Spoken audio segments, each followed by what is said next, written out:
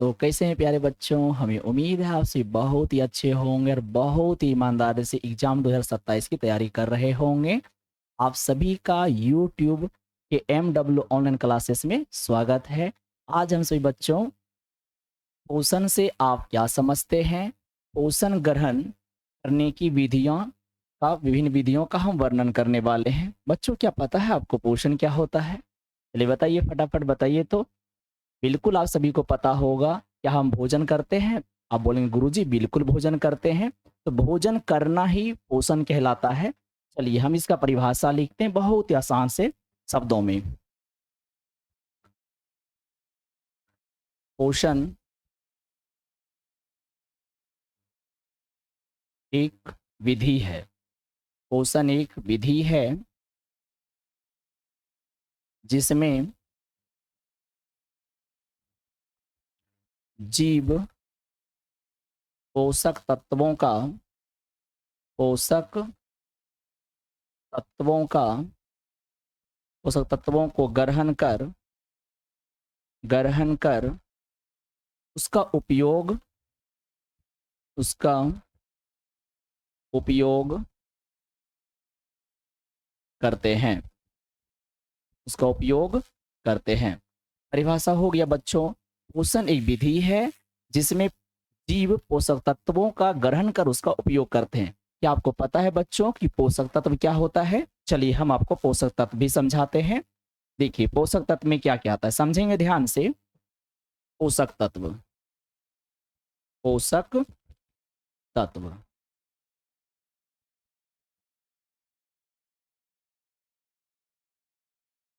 Carbohydrate,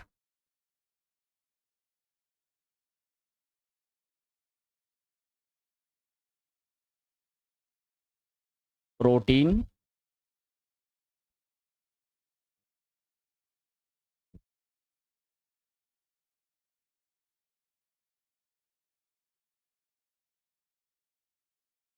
vitamin,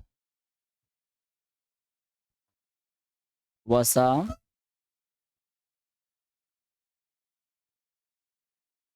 खनिज इत्यादि।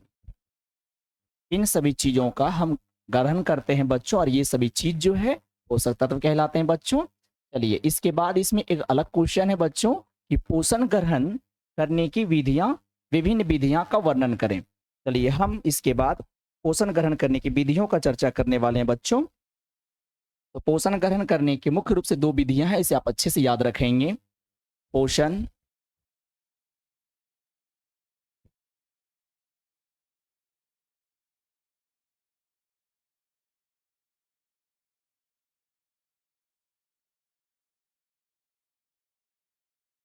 दो विधियां हैं।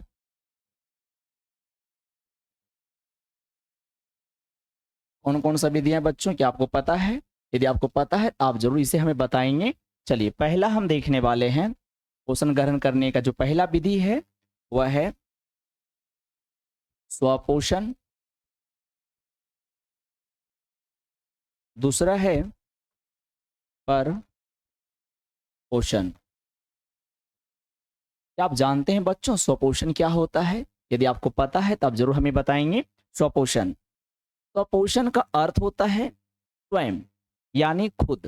पोषण की वह विधि जिसमें पौधे, या फिर आप ऐसे कह सकते हैं पोषण की वह विधि जिसमें जीव अपना भोजन स्वयं संश्लेषित करता हो, अर्थात वह किसी अन्य जीव पर निर्भर नहीं करता हो। चलिए हम इसका परिभाषा लिखते हैं बच्चों, ध्यान से देखेंगे।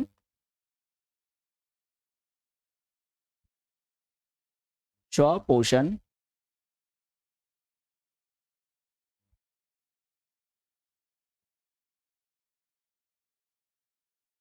पोषण की वह विधि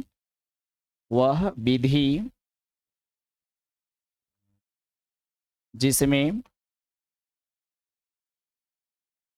जीव अपना भोजन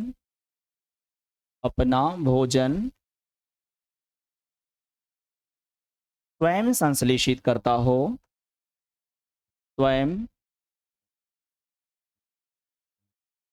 संश्लेषित करता हो, अर्थात वह अन्य जीव पर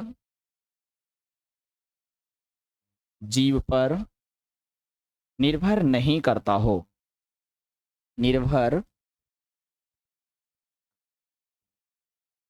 नहीं करता हो। क्या बता सकते हैं बच्चों कि वह कौन सा जीव है जो अपना भोजन स्वयं संश्लेषित करता है? यदि आप हमें बता सकते हैं तो आप हमें जरूर बताएंगे कमेंट में करके। चलिए इसका एग्जाम्पल हम आपको देके समझाते हैं। हरे पौधे, हरे पौधे, कुछ बैक्टीरिया, कुछ बैक्टीरिया,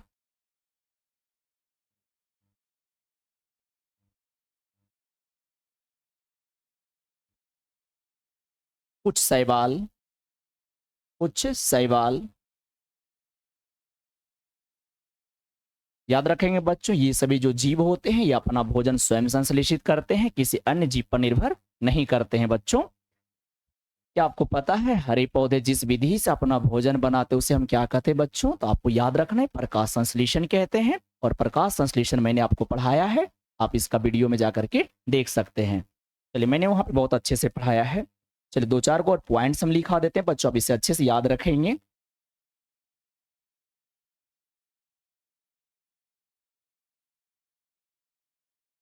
स्वपोषण करने वाले जीव को, स्वपोषण करने वाले जीव को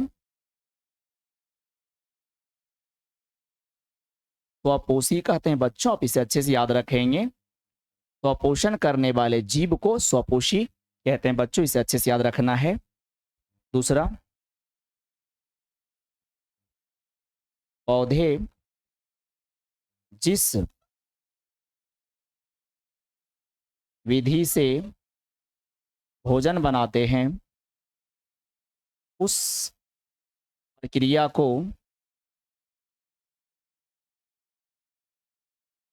प्रकाश संश्लेषण कहते हैं बच्चों, प्रकाश संश्लेषण कहते हैं। आप इसे जरूर जाकर के वीडियो में देखेंगे बच्चों, मैंने आपको प्रकाश संश्लेषण बहुत ही अच्छे से पढ़ाया है, फिगर के साथ पढ़ाया है बच्चों, आप उसे देखेंगे। अब हम लोग परपोषण पढ़ने वाले हैं बच्चों। परपोषण, क्या आपको पता है परपोषण किसे कहते हैं? इसका बहुत ही साधारण सा परिभाषा है बच्चों, पहले हम आपको समझा लेते हैं। पोषण की वह विधि, पोषण की वह विधि जिसमें जीव अपना भोजन संश्लेषित करने के लिए अन्य जीव पर निर्भर करता हो, जैसे मनुष्य, पेड़, सॉरी माफ कीजिएगा, मनुष्य, अमीबा, पैरामीशियम्स और भेड़, बकरी, कुत्ता, बिलार, ये सभी इसी में आते हैं बच्चों। चलिए इसका हम परिभाषा लिखते हैं, ध्यान से देखेंगे। पोषण की वह विधि जिसमें सजीव, माफ कीजिएगा, जिसमें जीव अपना भोजन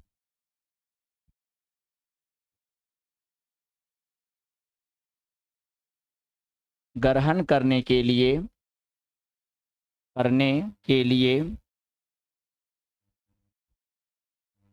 अन्य जीव पर निर्भर करते हैं, निर्भर करते हैं। याद रखेंगे बच्चों, उसे ही पर पोषण कहते हैं। पर का अर्थ ही होता है बच्चों पराया, यानी यदि कोई जीव पराया जीव पर निर्भर करता हो अपना पोषण के लिए, उसे ही हम लोग परपोषण कहेंगे। इसमें एग्जाम्पल्स क्या क्या आएंगे बच्चों, उसे हम देखते हैं। चलिए एग्जाम्पल्स हो जाएगा मनुष्य, मेढक, कुत्ता, खटमल इत्यादि कर देंगे बच्चों। ये सभी का सभी याद रखेंगे, परपोषी पोषण में आते हैं बच्चों। क्या आपको पता है परपोषी पोषण के भी कितने विधियां होते हैं? यदि आपको पता है तो बहुत अच्छी बात है, यदि नहीं पता है तो हम आपको बताएंगे बच्चों। परपोषी पोषण के 3 विधियां हैं। कितने विधियां हैं बच्चों? परपोषी पोषण के 3 विधियां हैं।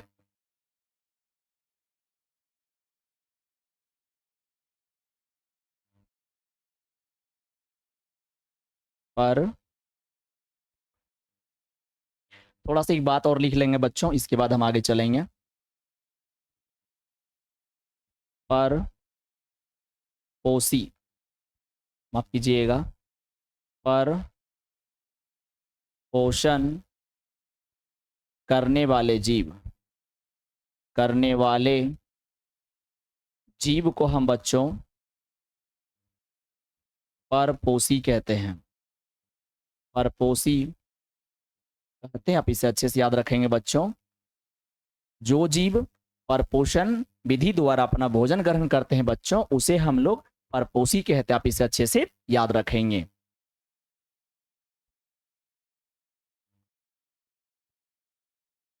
पर पोषण के 3 विधि हैं, याद रखेंगे बच्चों। परपोषण के भी 3 विधि हैं। वह कौन कौन सा है बच्चों? क्या आपको पता है? नहीं पता है कोई बात नहीं, हम आपको बताएंगे। पहला जो है वह है मृत जीवी, मृत जीवी पोषण। दूसरा है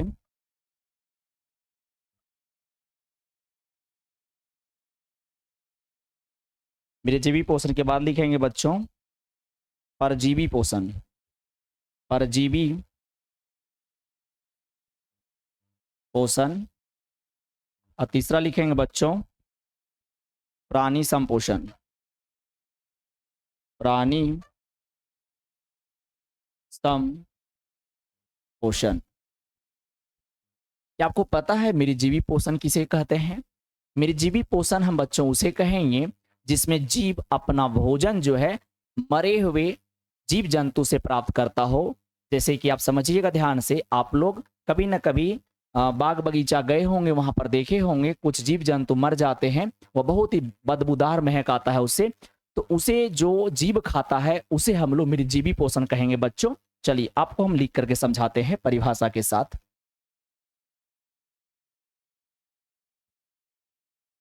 पहला लिखेंगे बच्चों मृत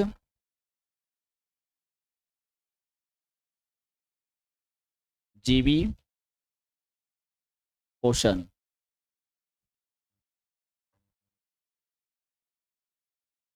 ये परपोषण का रूप है बच्चों, तो लिखेंगे परपोषण की वह विधि, वह विधि जिसमें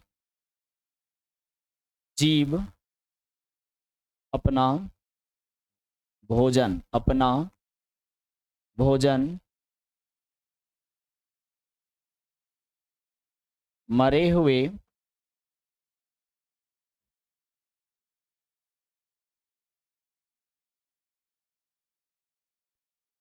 पोषक से प्राप्त करता हो, प्राप्त करता हो। जैसे एग्जाम्पल में बच्चों आपको पता होगा, एग्जाम्पल क्या क्या हो जाएगा बच्चों? आप लोग मशरूम जरूर खाते होंगे, आप मशरूम खाए होंगे बच्चों। मशरूम को हम गोबर छत्ता कहते हैं साइंस की भाषा में। लिखेंगे गोबर छत्ता।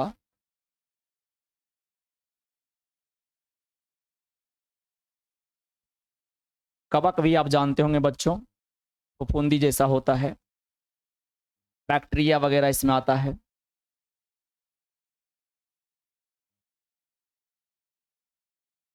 इत्यादि कर देंगे बच्चों। ये सभी का सभी याद रखेंगे बच्चों, मेरी जीवी पोषण में आता है, क्योंकि ये सभी जीव का जो पोषण तत्व होता है वह मरे हुए प्राणी होते हैं, याद रखेंगे आप। इसमें एक बिंदु लिख लेंगे बच्चों, मृत जीवी पोषण करने वाले जीव को, मेरे जीवी पोषण करने वाले जीव को अपघटक कहते हैं बच्चों। क्या कहते हैं?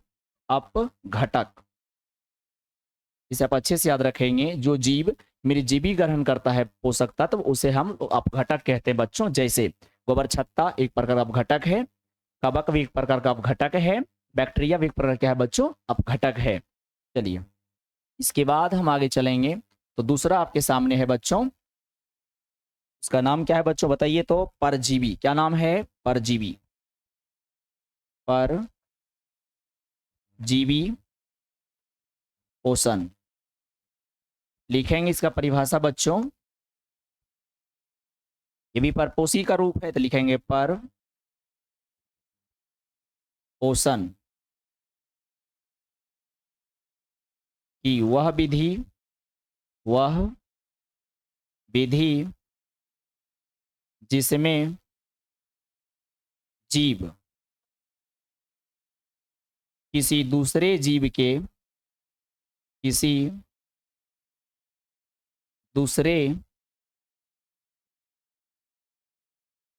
के संपर्क किसी दूसरे जीव के संपर्क में अस्थाई या अस्थाई रूप से रहकर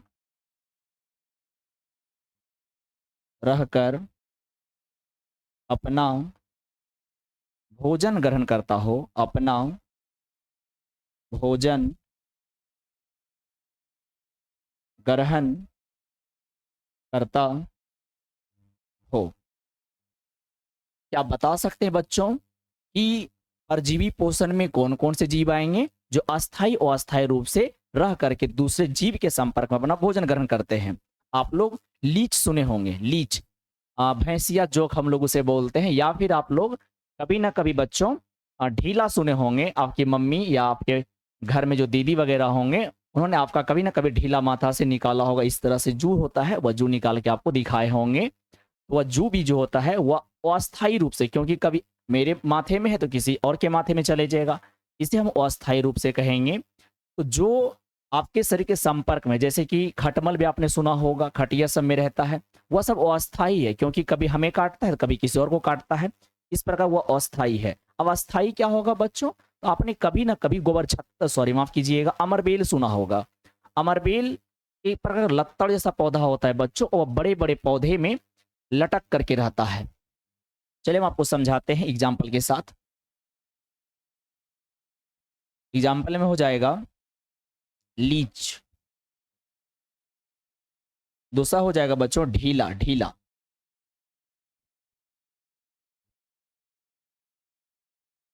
इसके बाद लिखिए अमरबेल,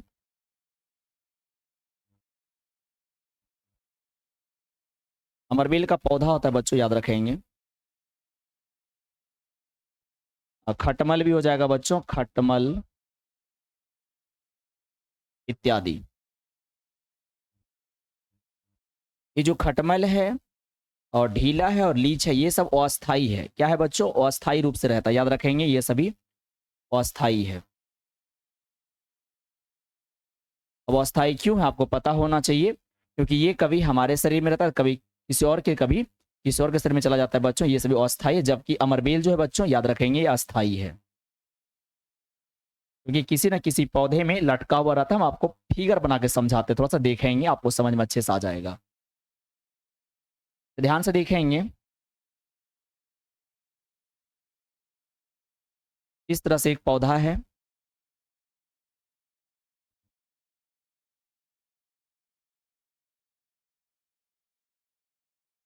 इस तरह से। अब देखिएगा, इसमें इस तरह से लत्तड़ जैसा लटका हुआ रहता है।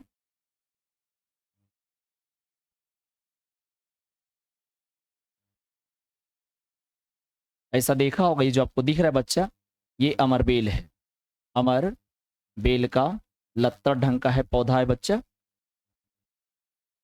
और ये जो आप देख रहे हैं, मान लीजिए आम का पौधा या किसी अन्य चीज का पौधा भी बोल सकते हैं, कटहल मान लेते हैं हम इसे, कटहल। ये कटहल का पौधा है और कटहल के पौधा में ये सांप के आपको दिख रहा लटका हुआ, ये अमरबेल है जो अस्थाई रूप से बच्चों ये छूट करके नहीं जाता है। ऐसा नहीं कि आज कटहल पे है तो कल आम पे चला जाएगा, ऐसा नहीं है। लेकिन ये लीच हो गया, ढीला हो गया, खटमल हो गया, ये सभी आप भी समझ सकते हैं कि मम्मी लोग कभी का डांटने लगती है, तुमको ढीला है जी, तुम मेरे पास मत सोना, ऐसा सुने होंगे आप सभी। चलिए अब आगे चल रहे हैं बच्चों, आगे क्या है देखते हैं। लास्ट एक बच गया है और हम लोग का बचा हुआ है प्राणी संपोषण। प्राणी संपोषण, प्राणी संपोषण क्या होता है बच्चों, पता है आपको? लिखेंगे, ये भी परपोषण का रूप है। पर पोषण, परपोषण, पोषण की वह विधि जिसमें जीव अपना भोजन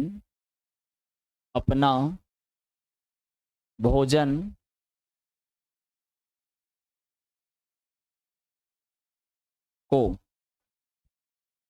ठोस या तरल, तरल का मतलब होता है बच्चा लिक्विड के रूप में, तरल के रूप में ग्रहण करते हैं, ग्रहण करते हैं। क्या आप बता सकते हैं बच्चों कि इसमें कौन सा जीव आएगा? चलिए कौन कौन बता सकता है, हम जरा देखें तो कौन कौन से बच्चे हैं जो बहुत ही टैलेंटेड हैं, जो हमें बता सकता है कि कौन कौन सा जीव है जो प्राणी संपोषण में आएंगे। तो देखिए तरल और ठोस का मतलब क्या होता है, चलिए एक उदाहरण हम लेते हैं, मनुष्य, पहले ले लेते हैं मनुष्य। क्या लेते हैं बच्चों? मनुष्य। आपको पता है मनुष्य जो होता है ये पोषक तत्व को तरल या ठोस रूप में ग्रहण करता है। चलिए समझते हैं। एक मनुष्य है और वह गाय से लिया दूध, गाय से क्या लिया बच्चों? दूध लिया। तो जो दूध होता है वह किस रूप में होता है? तरल रूप में होता है। तो जो पोषक तत्व है वह दूध है, और इंसान यानी प्राणी है तो वह पोषक तत्व को किस रूप में ले रहा है? तरल के रूप में ले रहा है। चलिए एक हो गया। दूसरा एक उदाहरण और लेते हैं। आप लोग चिकन वगैरह खाते होंगे, तो चिकन किस रूप में रहता है? ठोस रूप में रहता है। तो चिकन मनुष्य ने खाया तो किस रूप में खाया? ठोस रूप में खाया। तो इसमें क्या क्या आएगा? मनुष्य आएगा, अमीबा आएगा, मनुष्य हो जाएगा, अमीबा हो जाएगा, कुत्ता हो जाएगा, इत्यादि कर दीजिए बच्चों। मेढक, सांप वगैरह सब इसी में आएगा। आपको क्लास किस तरह लगा बच्चा? यदि क्लास आपको बहुत अच्छा लगा तो लाइक और शेयर बिल्कुल करेंगे इसे दोस्तों में बच्चों, और सपोर्ट भी क्लास को बहुत करेंगे बच्चों। धन्यवाद क्लास में जुड़े रहने के लिए, बहुत बहुत